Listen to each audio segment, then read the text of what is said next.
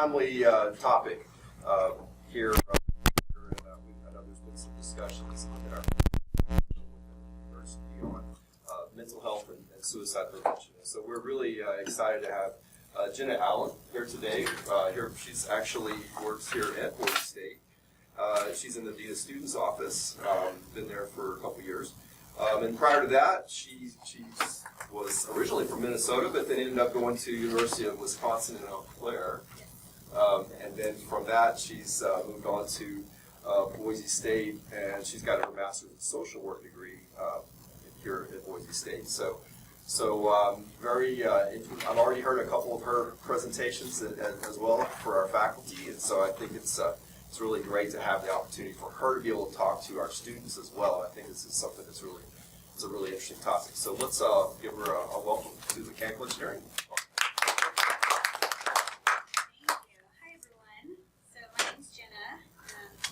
I am a social worker, so my brain works a lot different than your brains work.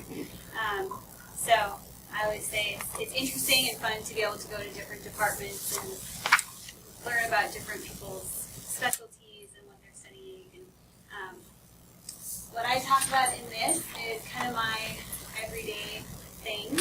A lot of it is a little bit uncomfortable for people who aren't typically dealing with mental health related things, and that's okay. I'm not trying to say that you should be a counselor or put on that hat at any time, but please do let me know if you have questions throughout the presentation. I'll allow for a few minutes at the end as well, and then I have some, if anyone has more questions, I have some business cards and can get you some more like campus specific information as far as resources go.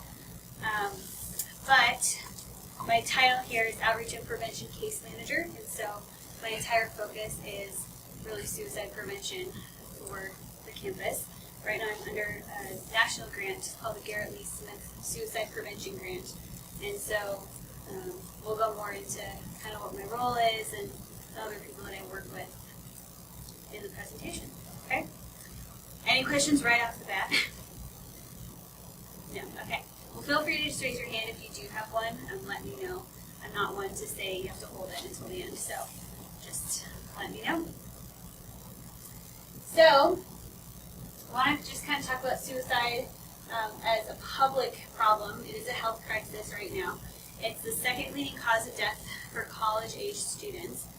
That's typically, when we say college students, we're looking at the typical or like traditional age of students.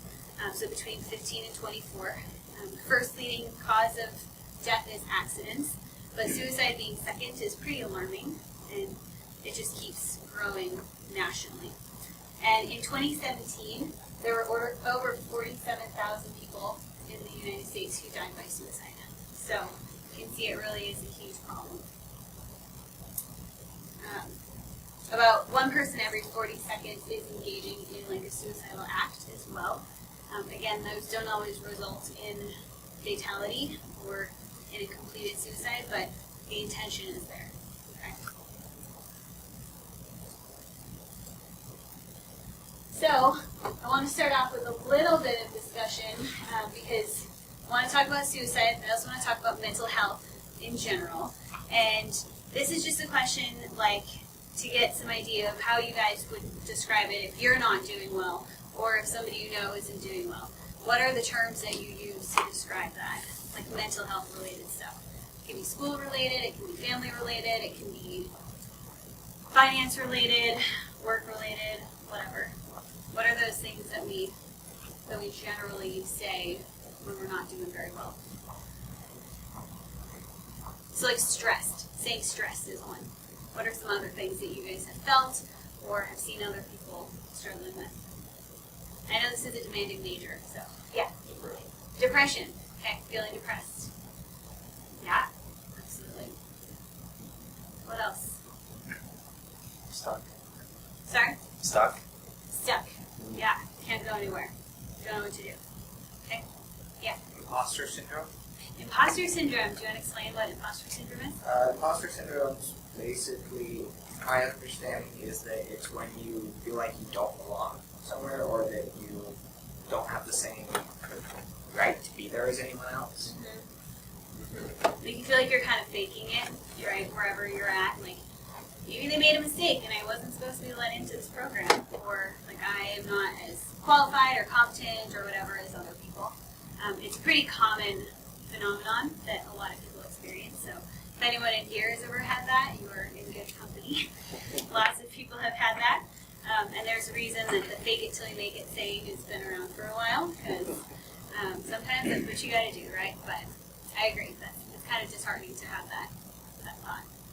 Anything else that you guys have noticed, any buzzwords or things that people have used to describe not feeling mentally well? Drowning. Drowning. Yeah, absolutely. Some other big ones are like being overwhelmed, right? Feeling overwhelmed. I don't know, I'm not familiar with, I should say, all the requirements of mechanical engineering program, but I have to imagine that they're not light. I know it's a pretty intensive major. Correct. And that's a good thing, that's not a bad thing. But it can be overwhelming. A lot of people say that they're very anxious a lot of the time, like they have really high anxiety. Along with anxiety can come panic attacks, depression a lot of times comes alongside of anxiety, and so it's usually not just like one problem. It's kind of a culmination of things. So thank you for those of you who participated. I appreciated just kind of hearing what people are feeling. You're not alone. This is just some information from our BroncoFit survey. The most recent data that we have is from 2017. This is what actual Boise State students reported. Not 100% of students participated. I would have to find out the sample size of that, but it was a pretty representative sample for the whole campus. And 53.1% reported feeling hopeless. So all of these are in the last year, so in the last 12 months, okay? 69.4%, which is the highest percentage up there, of students felt so depressed that it was difficult to function, okay? When you guys think of difficult to function, what do you think that looks like? How does that come out? Probably staying in bed. Yeah. Not wanting to get out of bed. Yeah, staying in bed. Not going to class. Yeah, just like avoiding all responsibilities. Sometimes even like personal hygiene stuff slips, right? Because what's the point if you're not going anywhere, right? Not turning in homework, not going to work, other things like that. 64.5% approximately felt overwhelming anxiety, which we've already talked about. A little over 10% seriously considered suicide. That seems like a high number to me. I don't know about you guys, but that seems really high. And then 1.5% attempted suicide. So definitely not as many people attempting as had contemplated it. But that's still, I feel like, too high of a number. Okay. So, why is it that we aren't talking more about mental health and suicide? Historically, it's kind of been a taboo subject, right? Why do you think that might be? Because it's kind of a downer. Not really exciting and uplifting to talk about. That's part of it. But also, there's been a lot of myths and stigmas around suicide, and a lot of times people have thought that not talking about suicide is actually better than talking about it, because they thought that talking about it would bring up more risks, and then it would cause people to feel suicidal.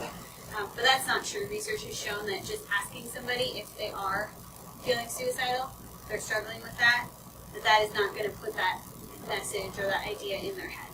Okay? Has anyone ever known anybody who has been considering suicide?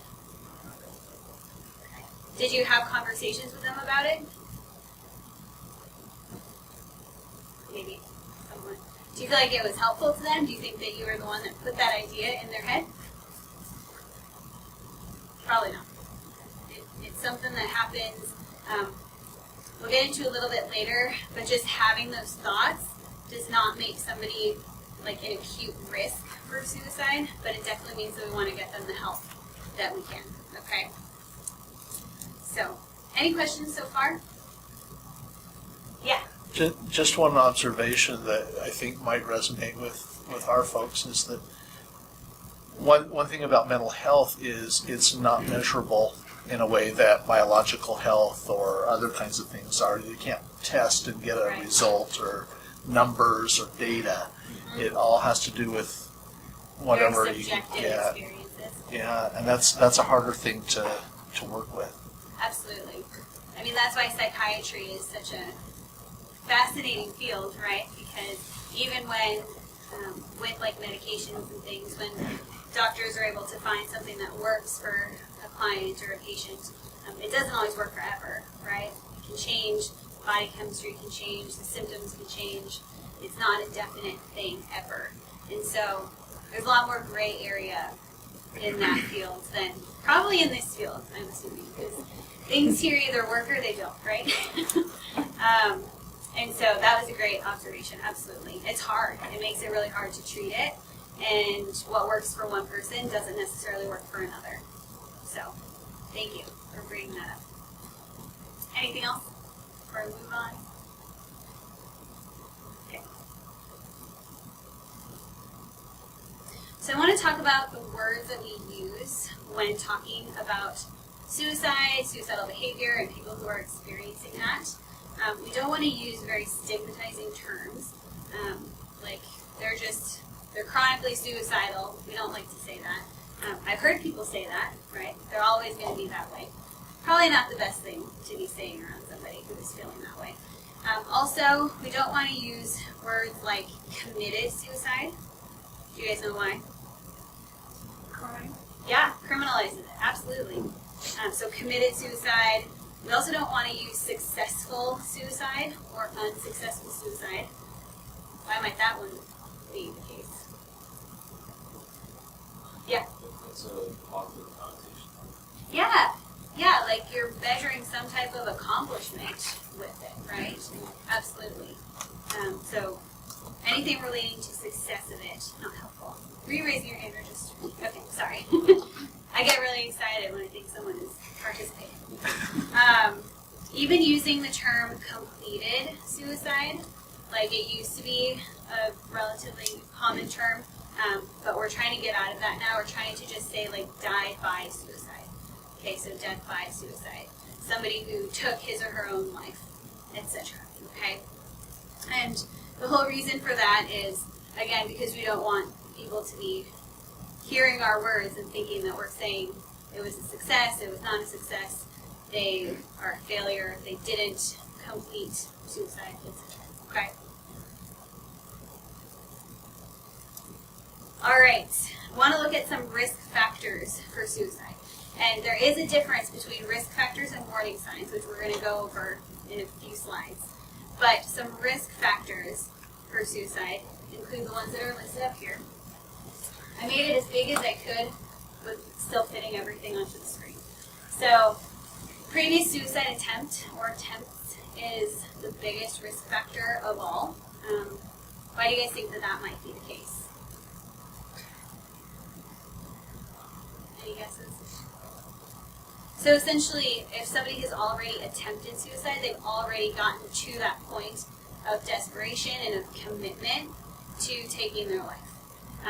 Earlier I had said that it's one thing to consider suicide or have the thoughts kind of looming around, and an entirely different thing to be acutely suicidal and actually take action to make that happen. And once somebody has attempted, it shows that they've beaten that. They've gotten past that point of having regrets, right? They've taken that stance already. So again, it's not going to make, doesn't mean that somebody is going to attempt again for sure in the future, but that is definitely a high risk factor that we look at. Also, losing a friend or family member to suicide. These people who have lost a loved one to it, I mean, there's a lot going on there. There's grief, there's embarrassment and shame around it, and also just, kind of almost normalize it a little bit for that family or that group of people. And so that is also a risk factor. Recent death of a family member or friend, again, grief, hard to deal with. History of substance use or substance abuse. In the DSM, which is the Diagnostic Statistical Manual of Mental Disorders, is what we use to diagnose people. They call it a substance use disorder now. It's not substance abuse disorder anymore. But having that can also really increase somebody's risk of suicide.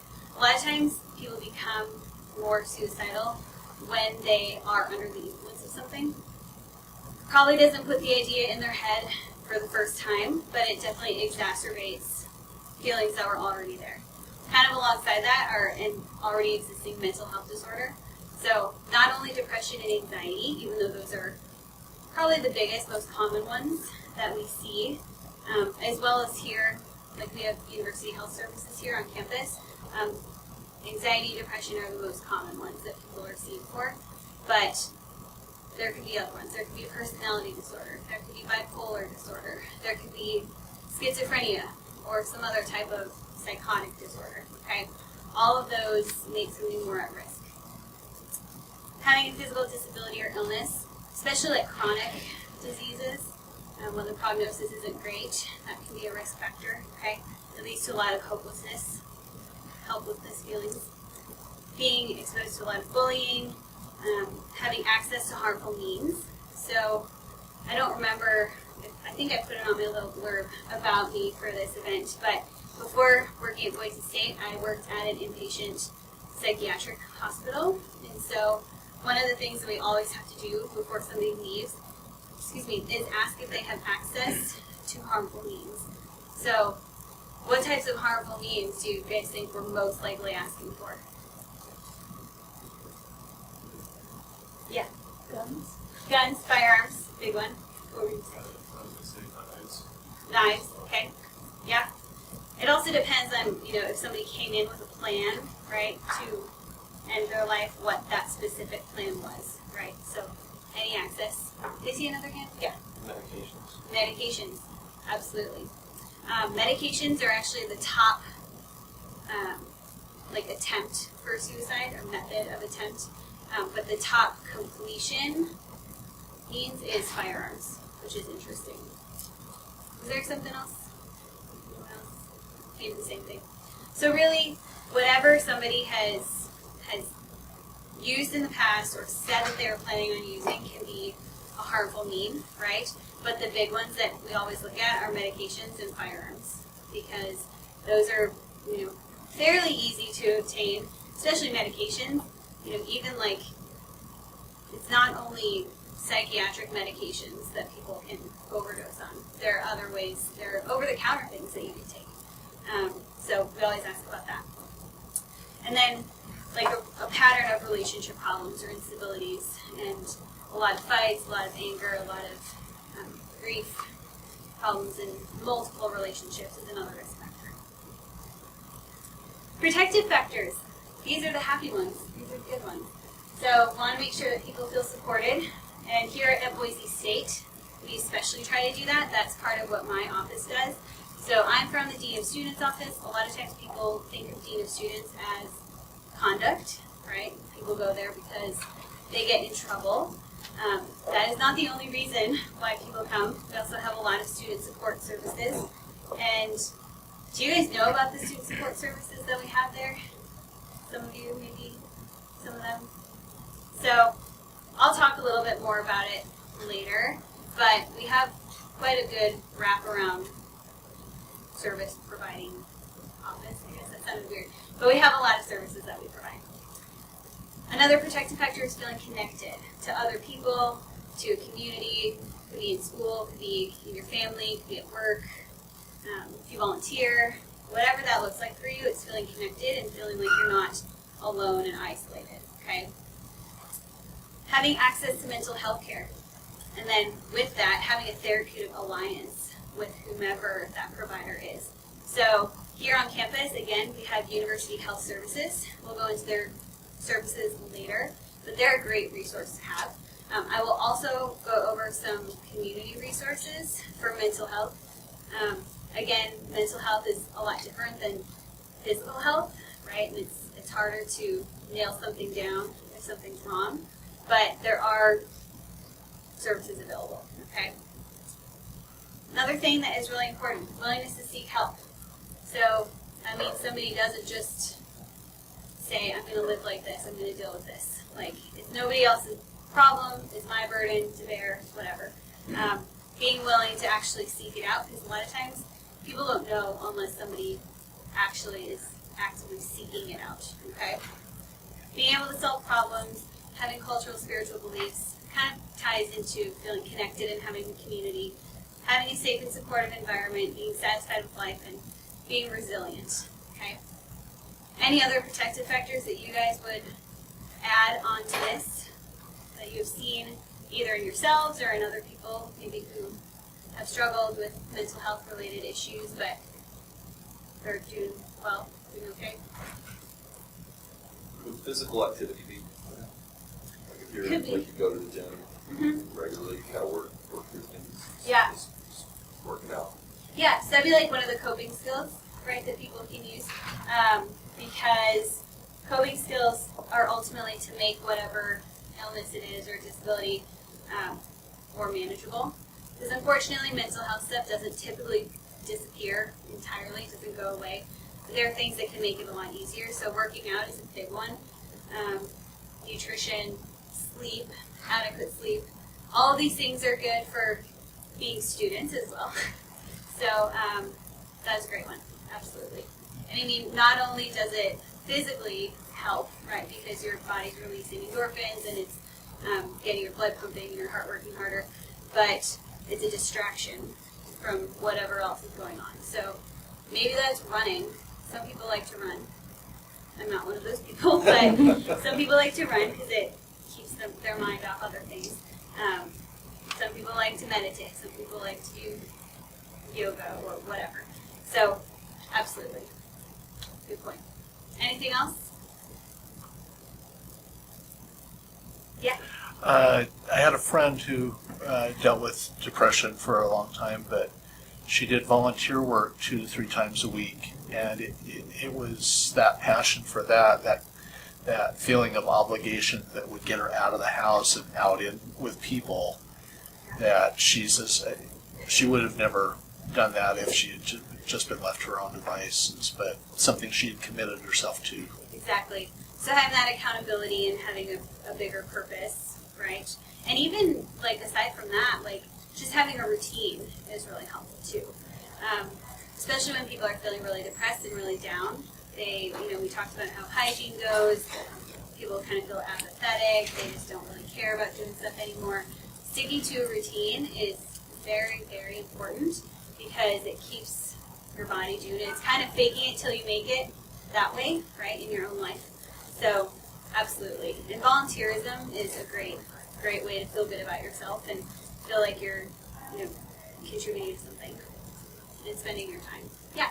I know it's essentially along with that, but in my experience with my friends that have struggled with depression or suicidal tendencies, I've noticed that it's always helped me for something to look forward to. Mm-hmm. So if I know they're really struggling, then I'll make plans with them, then I have brighten their spirits up a little bit, and give them something to look forward to. And me personally, I'm a volunteer life leader. So whenever I'm having a hard time, I just kind of push through the week and want to get to that Monday. And that gives me the community that I need. It's really something, again, really cool. Absolutely. Super great. Important. Thank you for sharing that. I love that. And yeah, it's not just the volunteering, it's the connectedness piece of it, right? And knowing that there are people that actually care about you, right? And again, I'm not saying that everyone here should try to be a counselor or a therapist or a social worker or whatever, but you can be a friend, right, or a family member and do something fun with somebody, because doing those little things, even if they're little to you, might have more worth than you know at the time. So, absolutely.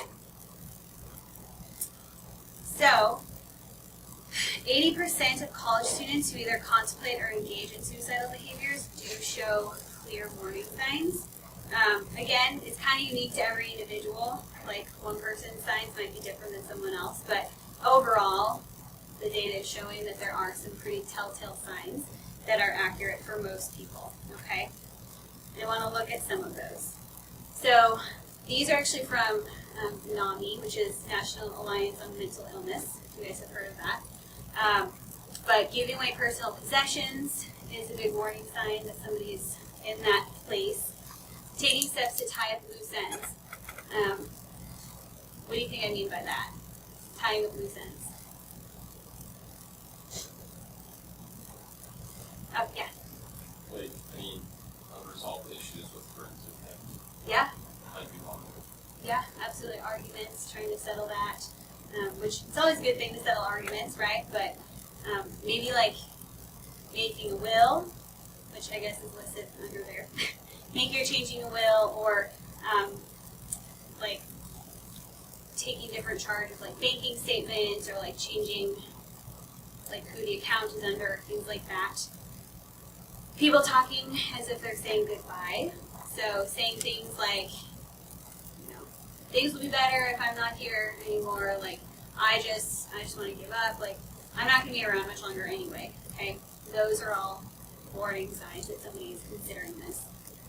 Stockpiling pills or obtaining a weapon, like we mentioned earlier, those are the most common means that we see.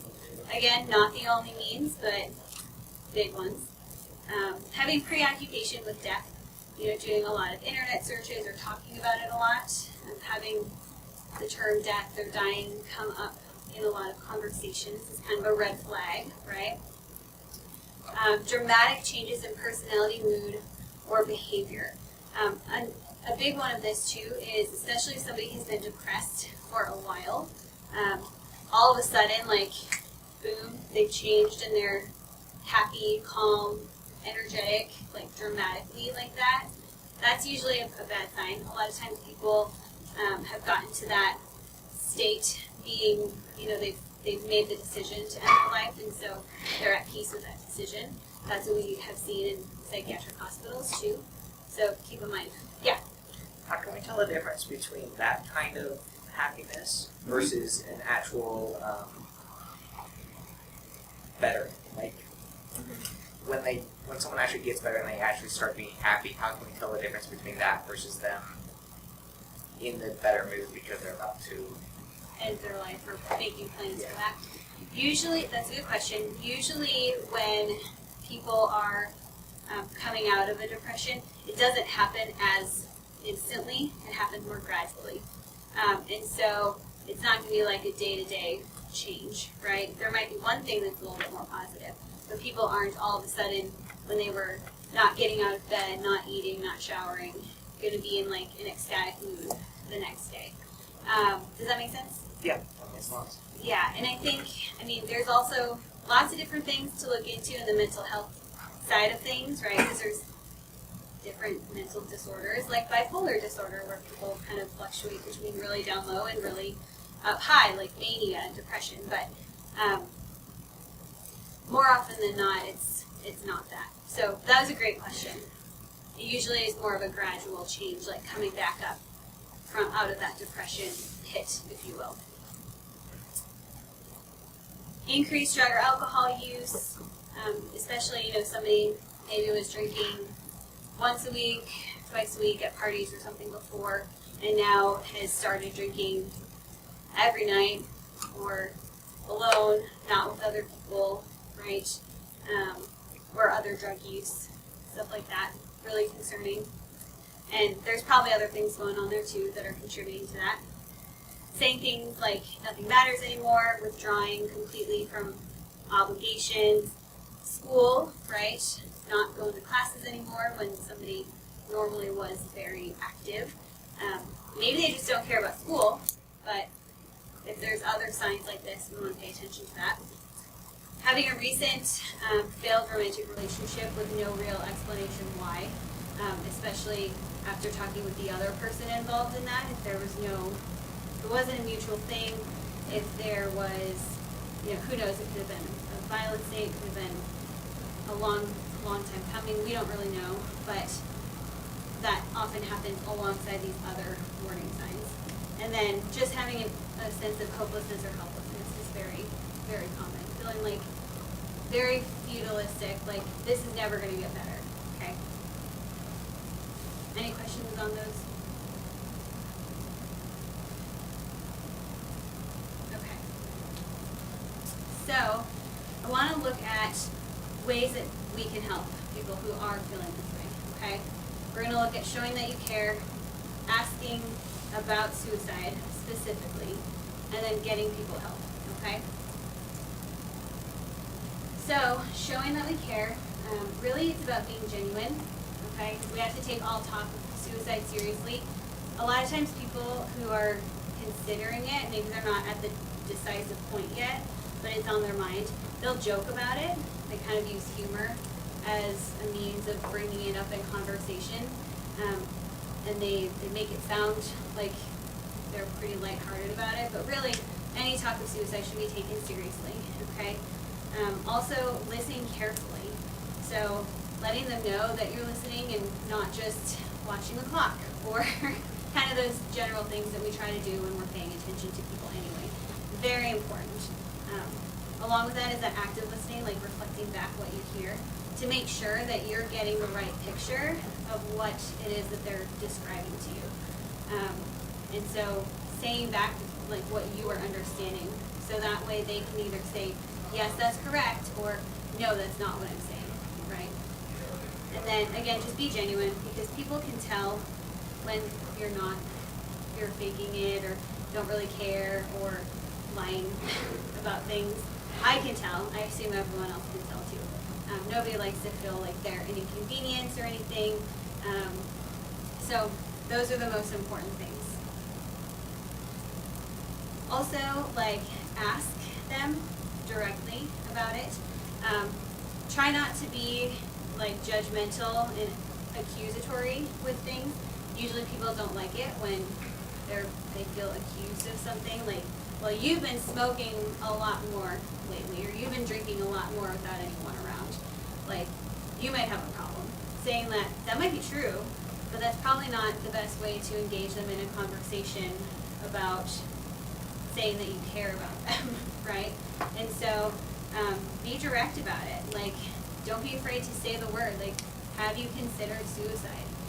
Again, I know that my job is a lot different than all of your jobs, and the people that I interact with are different than you do, but try to say that word if possible. Again, it's not going to put the idea in their head if it wasn't there already, okay? Usually people are honest if they're considering it as well. So, say, are you thinking about suicide?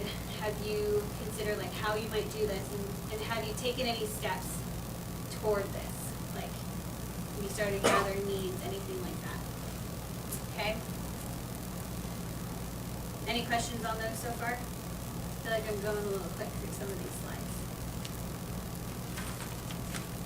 Okay. So, what can we do? Be that caring person. And you're not trained as mental health professionals, and that's okay, but you can point them in the direction of getting professional help, or at least recommend that they get professional help. There's always calling, the suicide prevention hotline together. Or if you're truly worried about somebody, you can always call to have a welfare check done on them if they have made statements that are concerning and you haven't been able to get a hold of them. Like, that's always an option, okay? I'll talk about UHS in a few minutes. I'm going to talk about it now, but I'll wait. Making a safety plan is another big thing. Do you guys know what goes into a safety plan? Or is this a brand new term? I've been using it for years, so forget.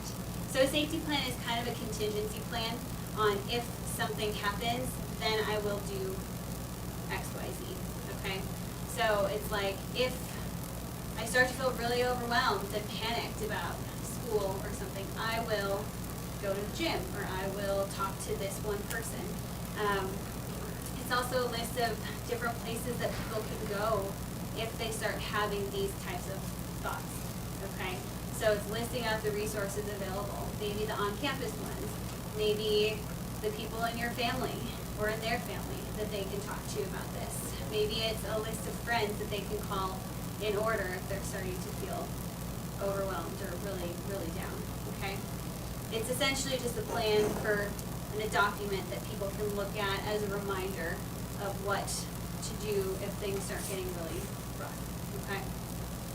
Is that more for like working for yourself, or working like if you have a friend that's in working with them on developing their safety plan? Is that what you're? It could be either one, Either honestly, one. yeah. Okay. I think usually, like if you're helping somebody else, if like a friend of yours or a family member was in distress, right?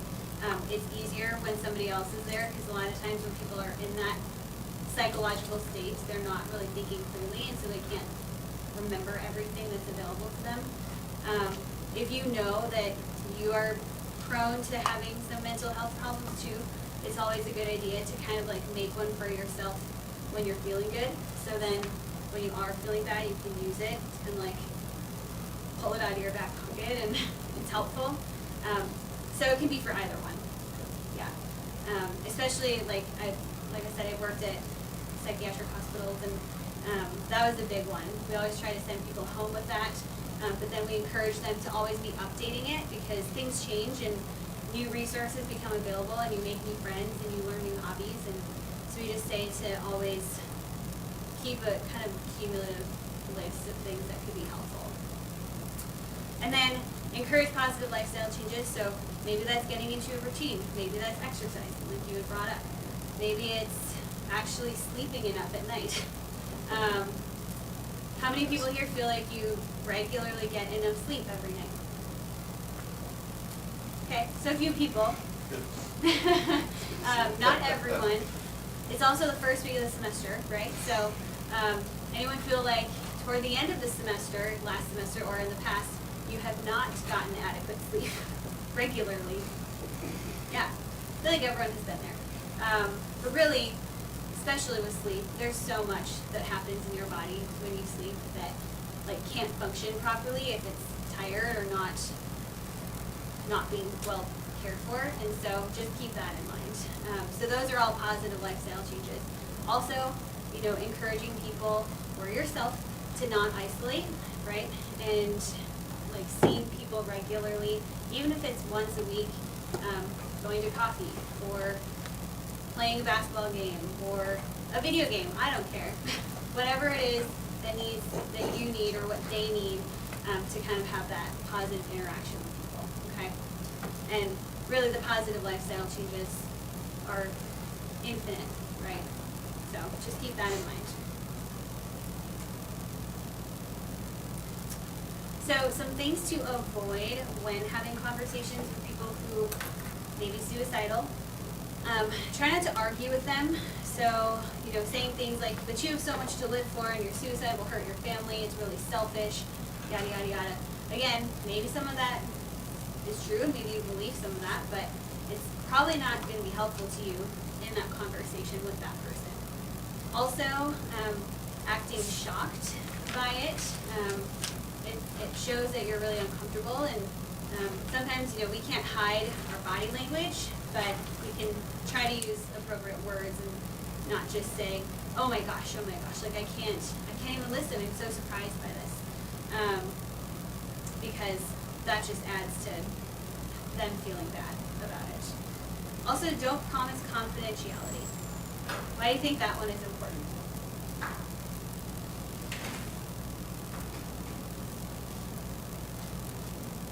Yeah. Because you need to be willing to give them help. Yeah. Possibly. Yeah.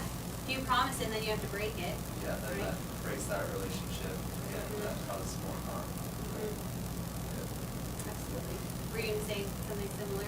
Yeah, basically that, if there comes a time where you do feel you have to let someone else know for their safety, especially if it wasn't quite as bad as you were perceiving, but you were genuinely concerned, that trust is no longer there, and that they won't confide in you and you won't be able to help if it does get serious.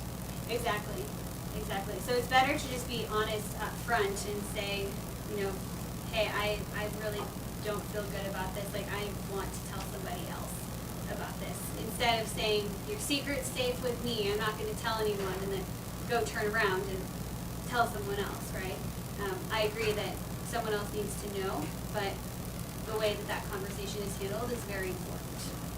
So, and I mean, for our office, like, we don't promise confidentiality at all. My office as the Dean of Students is not under HIPAA. If you guys are familiar with HIPAA, just from even own experiences, right? Confidentiality for medical purposes. So my office isn't under that. We're under FERPA, so the Educational Rights Act.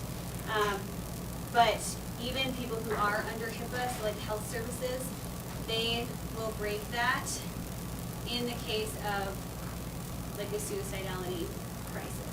So in the case where somebody's life is in jeopardy, rules can be broken, but it has to be a good reason for that, essentially. And that's communicated to the client then as well, okay?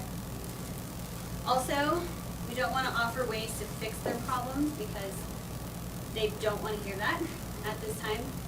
Maybe there are some solutions in your head of things that could work, but they're in a crisis at this moment if they're seriously contemplating suicide, and they don't want to be lectured on things that they should do to make their life better, okay? And then don't blame yourself for them feeling that way, even if it's like someone close to you, feel like, I should have seen this coming, I should have known, I wonder if it's something that I did. It's not your fault, okay? Remember that. Any questions about those before we move on to some resources that are in the community and on campus? Okay. So, on-campus resources, we have our CARE program. Are you guys familiar with CARE? Some people? So, I see some nods. Staff and faculty, I talked to you about this last week, but I have some little brochures here too if you're interested. I'll leave them.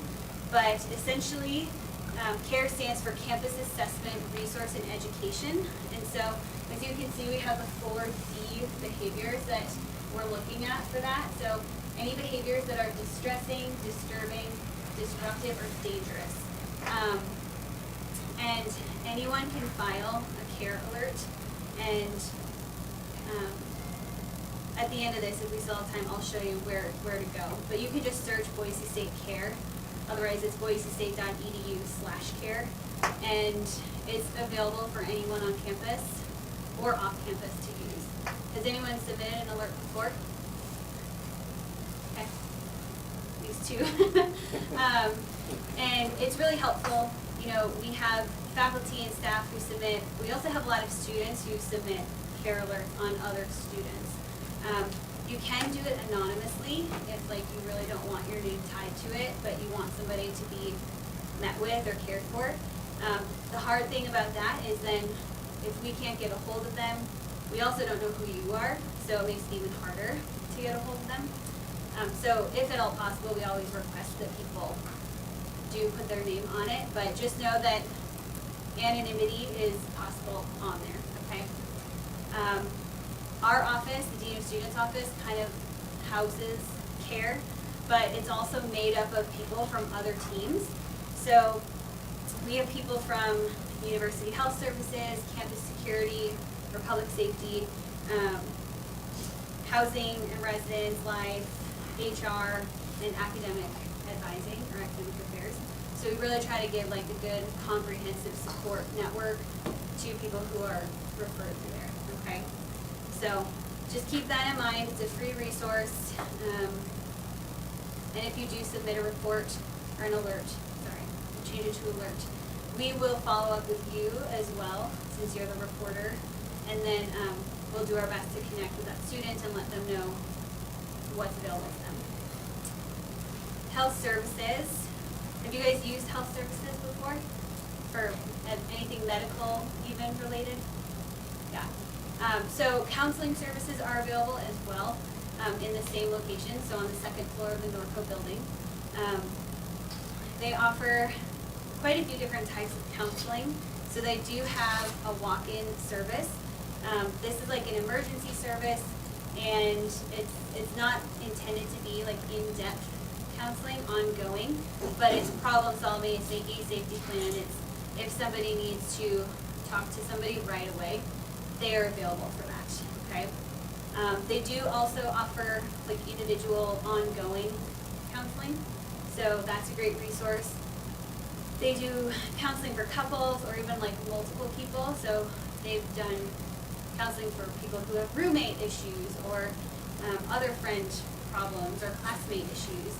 They have groups, and they're getting some new groups this semester, so that information is on their website, but those are free and available to anyone who wants to drop in. And then they have an entire like Gradwell program that is focused on graduate student well-being. Information is also on their website for that. So it really is, they like to call themselves a one-stop shop. Matt Neese, the director of counseling over there, will say that. But they do have some good programs available, and so just knowing that those are a resource is really helpful. And for the walk-in counseling, if you find yourself meeting with somebody who you think should meet with somebody or talk to a counselor pretty quickly, you can always like walk over with them and just like wait with them until the counselor is available. Sometimes that increases, people's willingness to go, and also it increases the likelihood that they actually go there instead of just saying, you should go here, good luck, and then saying, see ya, I'm not gonna bug you about it, because at least you know then they've made it for that one appointment. Okay. Any questions on those? Yeah. And where is health services physically located? It is in the Norco building on the second level, second floor. So it's the nursing building. Yeah, not too far from over here.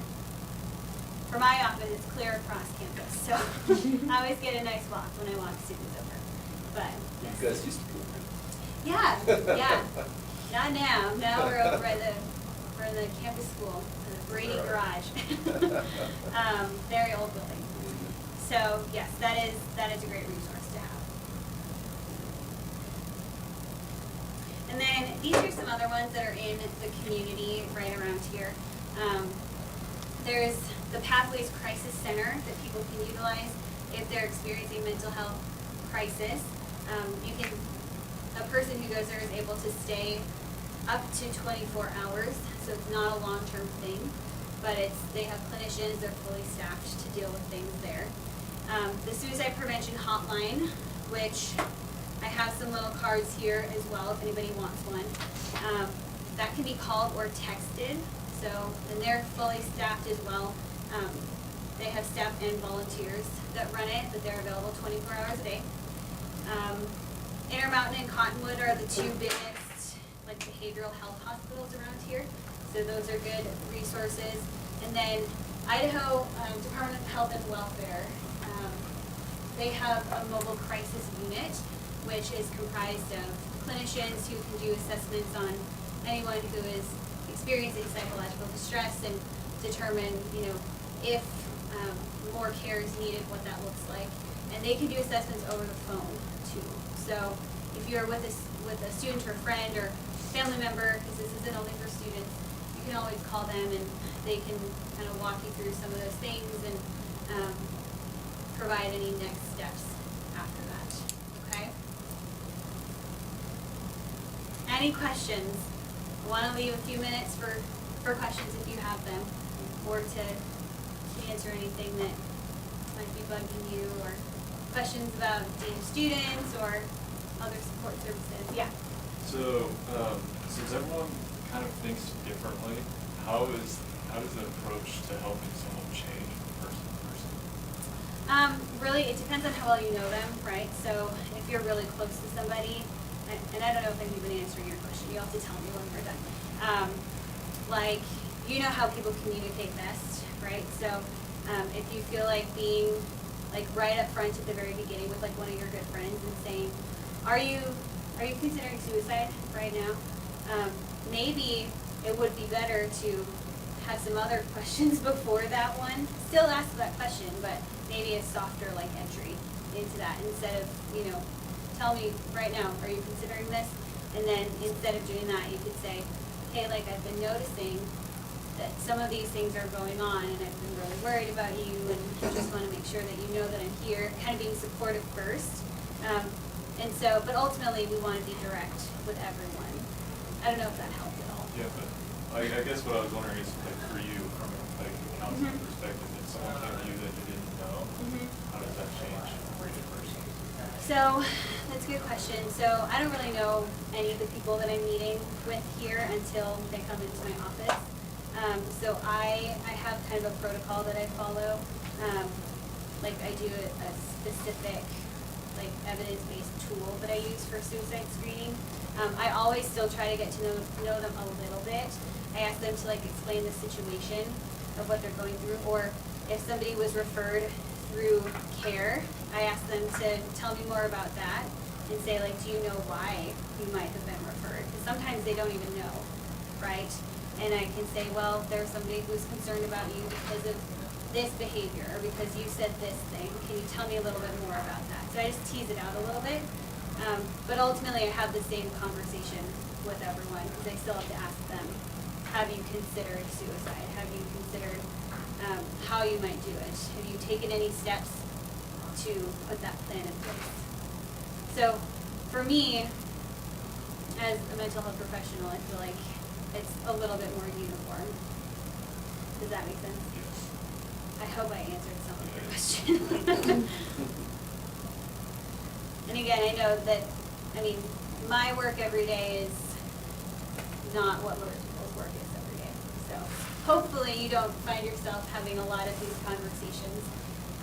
But this is just something that I want everyone to be aware of for here on campus and even in the community, you know, that there are things that are available to you and to other ones that, other people that you know who might be struggling with this, even if not now, in the future. So, I know it's a very uplifting topic, but it's important. Yeah? I know we chatted a little bit maybe last week, but maybe you could speak a little bit about the how it's maybe increasing in over the last several years. Absolutely. Yeah, so Or that. how it's the occurrences of it, I guess. Mhm. Yeah, so mental health problems nationally have been going up quite a bit, and that's true for college campuses as well. And Boise State is pretty on par with that. So nationally it's going up, but Boise State is also going up at about the same rate. Boise State's numbers were actually slightly elevated, slightly higher on a couple of those.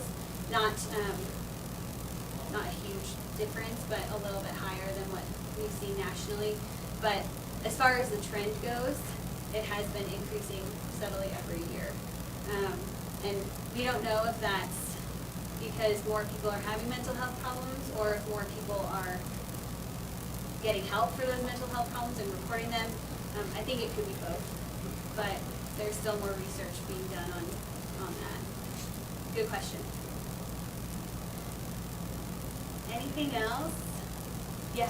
So you kind of mentioned like how common it is, something like 10% considered and around 4% attempted.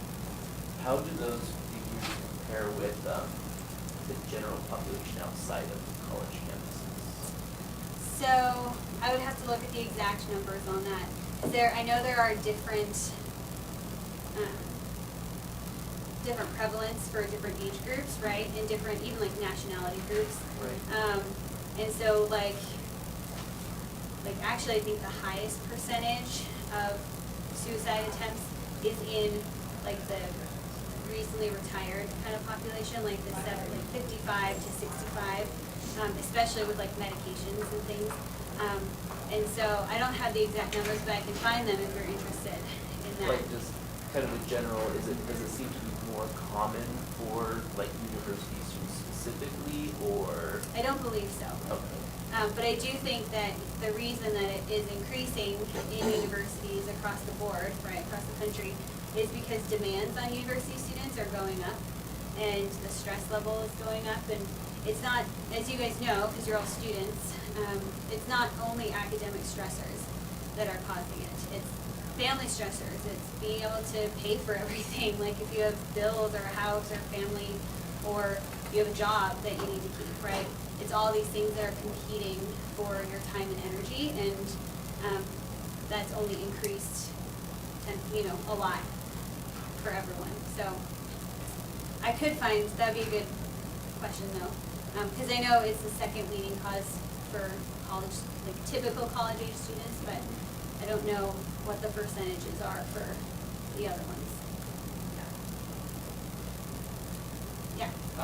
What was the sample size for your 2017, the Bronco Fit survey? I have to find that Okay. from Bronco Fit. Do you Because I know- got asked that as well from another presentation. Do you know the demographic of like freshmen to seniors or super seniors? I believe it was, freshmen through at least graduate students.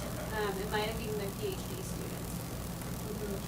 Yeah, but I can find that out. I think it might be on their website too, but it's like a very long thing to scroll through. But yeah, I found some of those findings to be a little bit alarming, right? So, especially like the 64 point or 69% felt overwhelming anxiety or so depressed that they could hardly function. Is there also a change or the differences in majors too? There are, yeah. I mean, I don't know that BroncoFit has that data.